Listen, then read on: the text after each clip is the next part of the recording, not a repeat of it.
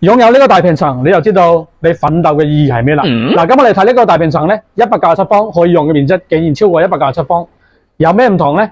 嗱，第一個咧，佢就係望我哋嘅中山母親河啦、旗江河，佢嘅水質同埋呢邊嘅空氣都比較好嘅。呢個係世紀新城 A 區嘅一套房。咁呢個陽台咧，除咗啱啱攝影師一開始企嘅位置，佢後邊其實仲有3米嘅長度嘅。咁呢部分咧都係贈送嘅空間可以用嘅。咁呢度都係嚇，呢個位置咧就係一個茶室啦，你可以攞嚟飲茶或者係攞嚟做其他嘅房間都可以。入門口就呢個位置。咁我哋而家呢個位置全部都係贈送嘅。咁呢套房咧係一個中式嘅風格。咁當然啦，有朋友問咧，呢塊牆可唔可以打？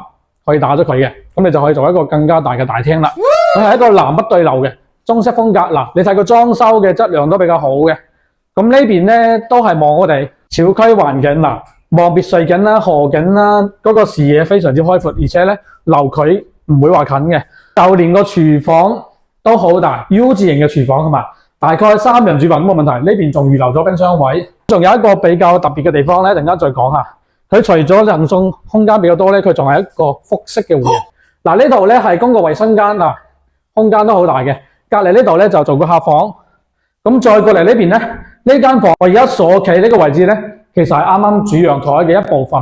佢係呢間房同埋陽台打通咗，係可以望光嘅，景觀非常之好。咁呢邊咧，呢間房都係可以望光嗱，落地玻璃幾正。樓上仲有一個閣樓，就唔使上去睇啦，我就俾個雲鏡你睇下上面嘅空間係點樣嘅。呢間房咧，佢同樣光線非常之好。嗱，買房無非睇幾樣。一樣咧就睇佢嘅格局方唔方正啦，第二個咧就睇光線好唔好，仲有通風通唔通風嚇。呢度就有一個衛生間就唔睇啦，因為咧太多啦，太大啦。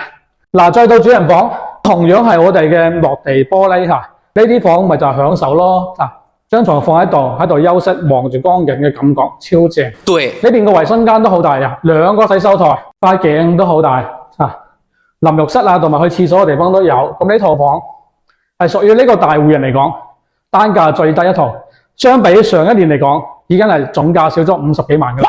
有興趣朋友 call 我啊！